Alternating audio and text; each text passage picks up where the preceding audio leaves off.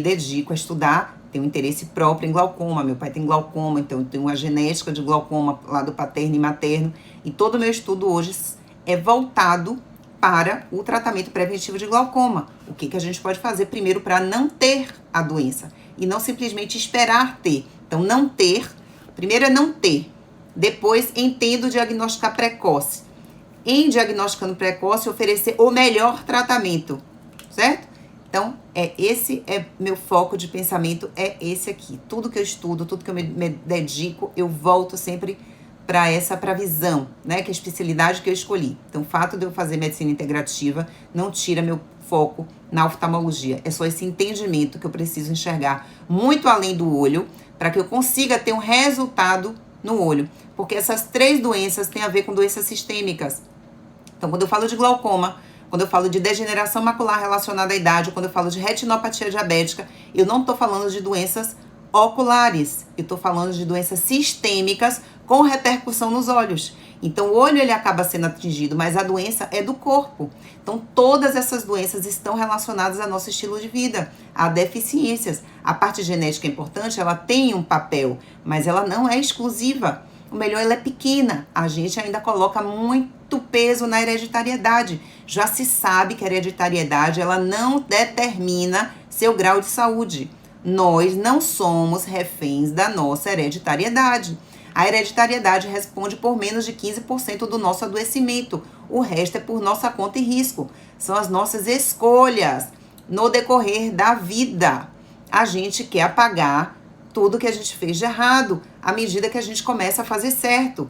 Mas é como se o crime compensasse, né? Eu posso fazer tudo errado. Se eu decidir fazer certo hoje, daqui a 2 meses está tudo certo. As pessoas ignoram tudo que fizeram errado a vida toda. Tem um preço fazer errado.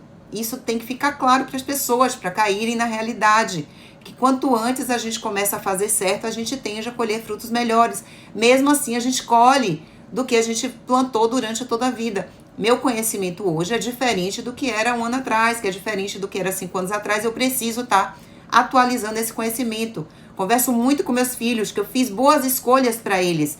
Mas se eu tivesse o conhecimento que eu tenho hoje, quando eu tive meu filho, eu teria feito ainda mais, teria sido mais firme, talvez em algumas restrições, que eu tinha um conhecimento, mas ainda não tinha incorporado tanto para mim. Então, talvez eu tivesse feito uma revolução maior, tivesse lutado mais contra as outras pessoas, né? Sido mais chata, enfim, mas tem uma hora que a gente cansa de brigar contra o mundo. Enfim, fiz o meu melhor naquele momento, mas hoje daria para fazer mais. É isso que eu quero que vocês entendam, que dá para fazer mais agora, independente do que a gente fez no passado, mas a gente não pode esquecer o que fez de errado e simplesmente apagar e querer ter um super resultado só porque eu comecei a fazer certo, tá? Então a gente precisa ter essa noção, né? Usei um remédio que me fez mal a vida toda, eu suspendo e eu quero simplesmente zerar a minha conta e tá tudo bem.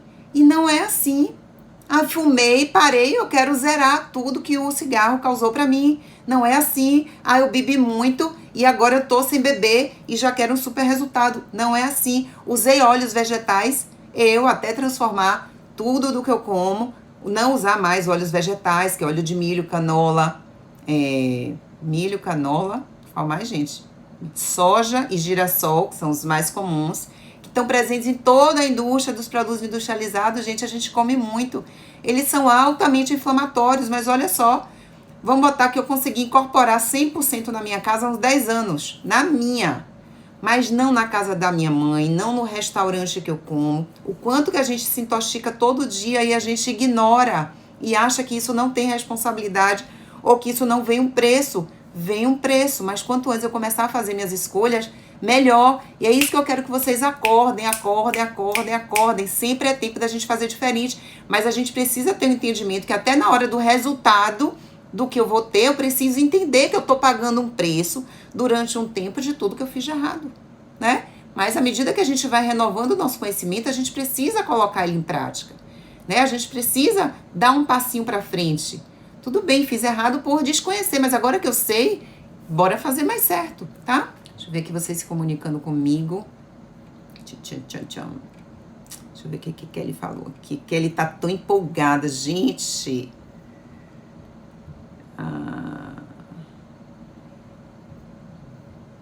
Nossa, Kelly, o que será, gente? Traz pra gente ver. Olho cheio de pus. Olho cheio de pus não pode ser legal. Senão eu tô com um paciente também. Cheio de pus. Consegui salvar o olho. A visão não deu. Mas salvar o olho às vezes é interessante. Às vezes não, muitas vezes. A gente sempre tem que... primeiro a gente tenta salvar a visão. Às vezes não dá pra salvar a visão mais. Mas a presença do globo ocular, ela é muito importante.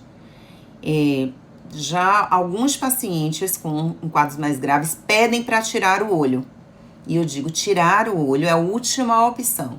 Depois que eu esgotar todas as possibilidades, a gente pode pensar nisso. Então, tirar o globo é uma mutilação.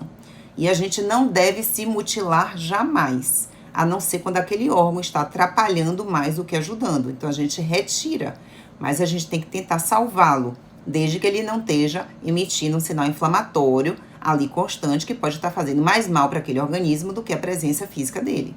Mas o ideal é tentar manter. Ele tem um motivo de estar na nossa face, ele gera um equilíbrio de toda a face. Quando eu tiro o globo ocular, eu gero um desequilíbrio em toda a minha face, que vai gerar muitos problemas a curto, médio prazo, e que às vezes não são associados a isso, não se faz um link. Então, vou ter alterações de mandíbula, né? Tem um osso dessa região que, quando ele desequilibra, dá uma série de alterações neurológicas. Então, a gente tem que tentar preservar o nosso globo, mesmo que esse olho não tenha mais naquele momento. Pelo menos eu digo sempre naquele momento, porque medicina é uma coisa rápida e a gente tem doenças que a gente não tinha nada para fazer há um tempo atrás e hoje a gente tem muita coisa para poder oferecer. Então, eu costumo dizer para o meu paciente, hoje eu não tenho muito a oferecer para melhorar, mas bora segurar o que tem, mas quando surge alguma coisa nova, eu sou a primeira a querer mostrar que existe outro caminho. Bora aqui traçar um caminho pra gente tentar melhorar, tá? Que mais? Minha sogra é diabética, descobriu catarata. Olha, essa pergunta é muito interessante, Nalvinha. Ó, a pergunta de Nalvinha, gente. A sogra dela é diabética e tem catarata, que por sinal andam super juntinhas. Lembra as 3 doenças que eu quero que vocês pensem com relação a risco de perder a visão? Glaucoma, degeneração macular relacionada à idade e retinopatia diabética. Diabetes é a nova epidemia mundial, né? Quantidade de pacientes diabéticos, pré-diabéticos. Lembrar que o paciente pré-diabético, paciente com resistência à insulina, é um paciente que está num rol de risco absurdo para todo tipo de adoecimento. Então, toda doença cardiovascular, todas essas doenças neurodegenerativas, mal de Alzheimer, Parkinson, demência senil, estão associadas a uma coisa chamada resistência à insulina. Então, muito cuidado para você se considera pré-diabético. Ah, não, minha glicemia é só um pouquinho mais alta. Ah, ela não era tão assim. Cuidado, você está em risco de tudo. Tudo, inclusive de perder a sua visão, tá bom? E aí, evolui com catarata. Esse é um grande dilema. Todo paciente diabético com catarata, ele pode operar catarata, deve operar catarata, inclusive. Porém, quando a gente opera catarata, principalmente se ela já tiver uma coisa chamada retinopatia diabética, então, já tem retinopatia diabética. Quando opera a catarata, a retinopatia diabética, ela tende a piorar, ok? Contraindica a cirurgia? Não, mas a gente precisa estar ciente desse risco. Se eu sei desse risco, é um olho que ele precisa ser monitorado muito de perto no pós. Não é uma cirurgia que complica na hora. Então, se eu tô com um cirurgião experiente, dificilmente eu vou ter uma complicação intraoperatória, mas eu vou ter uma complicação tardia, ou seja, vai acelerar a perda de visão dessa pessoa por causa da retinopatia diabética. Então, é muito comum o paciente estava com a visão X embaçada, opera catarata, fica muito bem, feliz da vida, e pouco tempo depois, 1 ano, 2 anos depois, a visão piora agudamente, pior do que era antes. Por que foi? Porque a cirurgia de catarata complicou? Não, porque a retinopatia diabética complicou. Então, todo paciente diabético, quando mexe cirurgicamente intraocular, aumenta o risco de complicações. Então, esse olho precisa ser monitorado pelo oftalmologista e precisa ter esse diabetes bem controlado. Essa é a melhor maneira da gente prevenir retinopatia diabética, é controlar o diabetes. Estou percebendo um grau de descontrole surreal dos pacientes diabéticos, considerando normais, pessoas com glicemia de 200, 250, achando ótimo. Ótimo, porque ele usa um parâmetro que já foi 300, já foi 400. Ah, doutora, já foi 400. Quer dizer, tá 250, tá uma maravilha. Gente, não tá maravilha. Tá muito ruim. Tá tipo péssimo. Aí depois cega e não sabe o que foi que aconteceu, né? Não entende o que aconteceu. Porque não quis resistir a uma comidinha deliciosa para ter um prazer de 2 minutos. No máximo 5 minutos de prazer. Mas leva o resto da vida todo sofrendo e se arrastando, fazendo promessa para salvar a visão. Eu acho que não é um bom caminho, né? Eu acredito que não é uma boa escolha, porque o diabetes ele não mata, mas maltrata muito. A pessoa se arrasta com muitas complicações, Então, desde eventos cardiovasculares, AVC, alterações de membros inferiores com amputação de membro. Olho cego, amputação de membro, gente. Desnecessário, porque não sabe controlar a boca. Diabetes é uma doença nutricional. Não resolve com remédio, resolve com mudança de hábito de vida. Ou vocês entendem que vocês precisam mudar o hábito de vida, ou vocês vão continuar adoecendo. Não é só tomar o remédio e aumentar o remédio mais forte, para poder baixar a glicemia. Se o que está machucando o meu corpo eu não consigo resolver, eu vou continuar adoecendo, mesmo estando aparentemente com índices bem controlados. E é isso que eu quero que vocês acordem. E por que eu me preocupo tanto com o corpo? Porque isso vai atingir os olhos, que é da minha responsabilidade. Não quero atender nenhum paciente no meu consultório cego. Não é meu objetivo, não é esse de vida. Meu objetivo é que vocês retornem para o consultório e eu sempre oferecendo para vocês soluções para manter sua visão, para dar a melhor qualidade de visão possível em todas as faixas etárias. Mas fica muito difícil se você maltrata seu corpo. Se você é fumante, aumenta muito o risco. Tabagismo e degeneração macular andam assim colados. Não se fala mais de tabagismo, eu não vejo mais nenhuma campanha para que as pessoas não fumem, elas continuam fumando bastante. Não é por falta de informação, mas não é divulgado. A obesidade também está associada a glaucoma, degeneração macular e retinopatia diabética. É um grande problema mundial, então eu preciso falar sobre isso se eu quero cuidar da visão. Então eu, como oftalmologista, a minha responsabilidade não é passar dieta para ninguém, mas eu preciso alertar a pessoa de que não é através do meu tratamento que eu vou resolver totalmente o problema. Eu não quero estar só apagando incêndio.